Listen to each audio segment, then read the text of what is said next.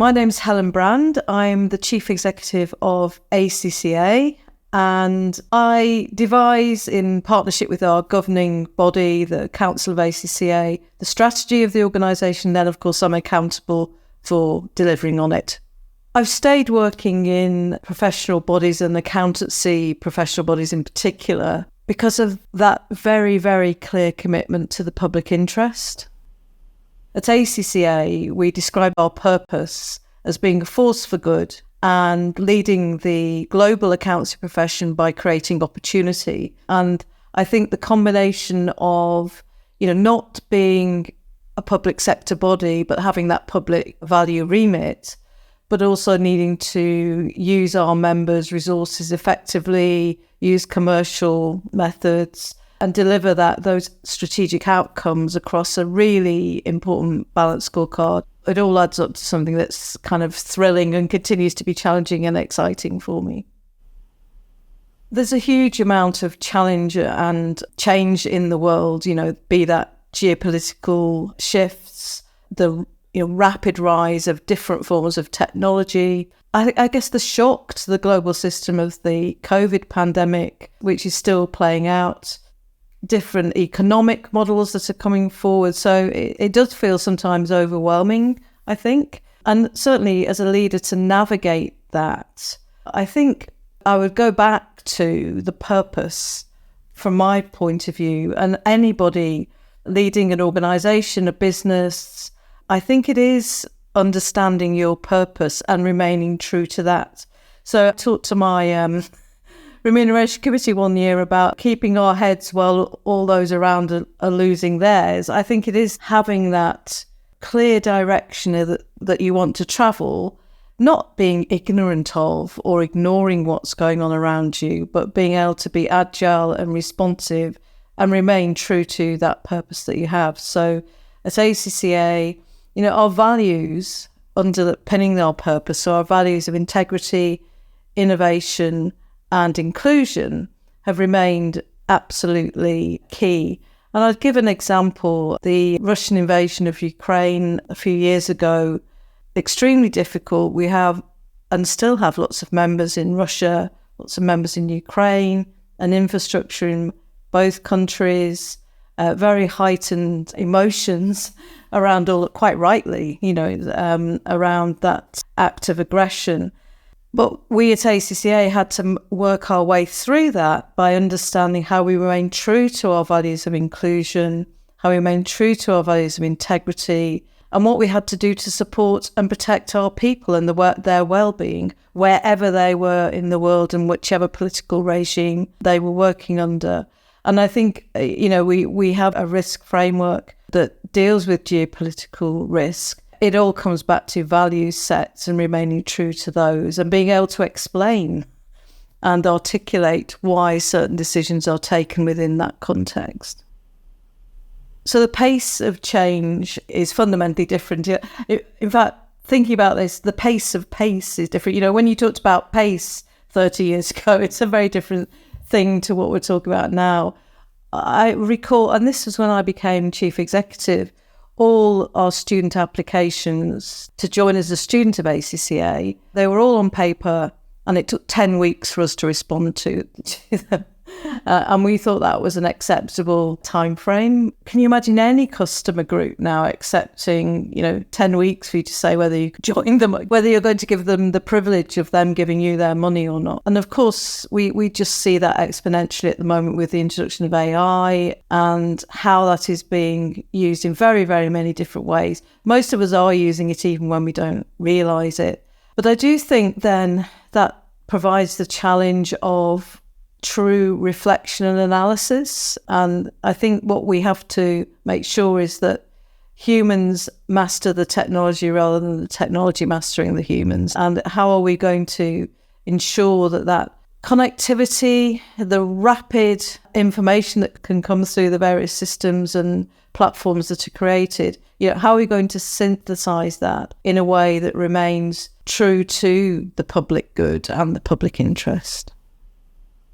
I talk about leadership at all levels of an organisation, and I think people can demonstrate leadership whatever role they're undertaking in a business or organisation. And I think that's really, really important because that empowers people a great deal. Having said that, if you don't have leadership from the top in terms of the ethical conduct of your business and organisation, then it's not something that's necessarily going to be driven bottom up. Although I do think that truly ethical cultures will spit out those who might come in at a leadership level who don't remain true to that. So I do think that there is that possibility. But ultimately, ethical leadership has to be the way forward, and it has to be the way of ensuring that everything within the organisation is conducted within that ethical framework. In thinking about what ethical leadership looks like, I always come back to the word authenticity, because I think that people can quite quickly see through a veneer or through something that is words but not action. And ultimately, you're trying to role model the behaviours and, take the decisions that chime with the purpose and values that you might have set out for your organisation. It has to be something engaging. It has to be something that you talk about. I spend a lot of time, for example, with Ask Me Anything sessions, attending meetings, which, I wouldn't necessarily attend as chief executive, making sure that I'm there, being visible to the people in the organisation. And a lot of the conversation is about behaviour, and what it is that they want to understand about how you remain resilient, about how you take decisions, about how we fulfil our purpose. So if you're trying to do that, if it's not coming from a place that's genuine, or if you're not truly committed to the values, that is quickly going to convey itself. It does all come back to that authenticity. You're never going to have an ethical culture without ethical leadership. I think that's clear. The long-term value set of the organisation is really important to that. And that time is made for a discussion about what that means in practical terms, about the choices that we make, about the way in which we work. There is a difference between an ethical culture and moralising. It's not about judgment about my worldview is better than your worldview, or however I draw my own personal ethical compass. It has to be something bigger than that. I mean, for ACCA, of course, we're working globally, extremely different cultures, different members. So that's our people who work for ACCA. Beyond that, we have our 250,000 members, 500,000 future members, who all are operating within a framework of something that we want to be consistent and drive that ethical understanding of the profession where the public values what it is that accountants can do. So I do think it's about drawing out those core principles that everyone can rally around that belong to ACCA. They don't belong to me. They don't belong to somebody who's in Beijing or somebody who's in Cape Town. They belong to ACCA. And we talk about that and we make it real and we ensure that the organisation is driven by that. The sustainability challenges in the broadest sense across business and the world should really be making leaders challenge themselves quite firmly in terms of what it is they're trying to achieve. And by sustainability, I'm talking about, how we create value, how we protect value in the long term for the benefit of all.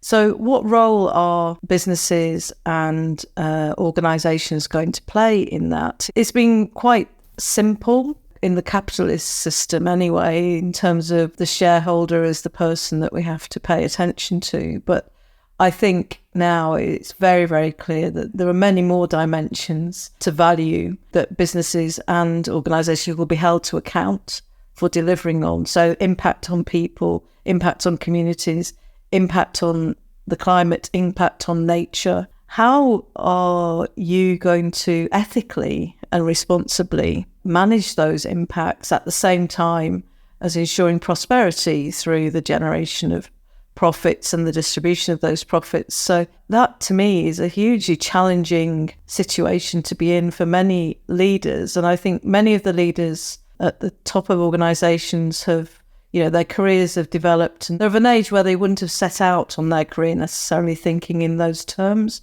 So it does require change in perspective.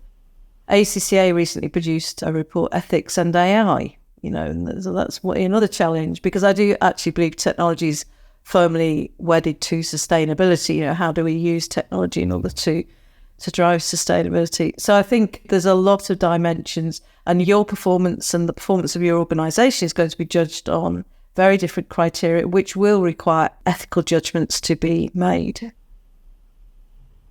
I think the very good news is that, of course, professional accountants have had ethical competence at their core. When ACCA was created in 1904, there was no question that public interest component and the need to be ethical was absolutely there. The change is huge changes in business, huge changes in the world. So how is that going to be applied? Professional accountants are fantastic at understanding information, analysing, synthesising that information, ensuring that, the clue's always in the name, is accountability runs throughout an organisation. I've often heard them called as the ethical guardians of businesses, that good governance does take place. So understanding then how that all can be applied to the sustainability challenge in terms of strategy, in terms of ethics, in terms of reporting, in terms of assurance, that's going to be a huge scope where the accountant's going to play a role. And my view, very clearly, is that this is not a compliance exercise. This is about business change, and we're only going to see the sustainable businesses we need in the world if we do business differently. And accountants in either advising or being in the businesses and organisations all around the world can provide that advice in an ethical framework with an ethical perspective that will allow the right resources to be applied, the right business strategies to be put in place, and ultimately the right accountability to the public. In terms of the focus going forward, I think, first of all, from an organisational perspective, ACCA's perspective, I want to really shout from the rooftops about the value that professional accountants can play in this very changed world with very different requirements that is going to require different business strategies, skills and capabilities as we move forward. The profession has a massive role to play there. I think that's really critical in terms of making sure that the next generation of accountants are enthused and really inspired by what they can do as part of the profession. And of course, for those already in the profession, and so many of them playing huge leadership roles, to make sure they have the capability to grasp that opportunity and necessity of doing things differently in this vastly changed landscape. So maybe I'd say the priority lies in that understanding of what the capability is going to be needed. So whether you're qualified for 30 years, qualified for 5 minutes, or just entering into the student journey, what is it that you're going to need to be capable of doing that's going to enable you to make the fullest contribution as a professional accountant within that framework of ethical conduct that has been so important to the profession since its creation?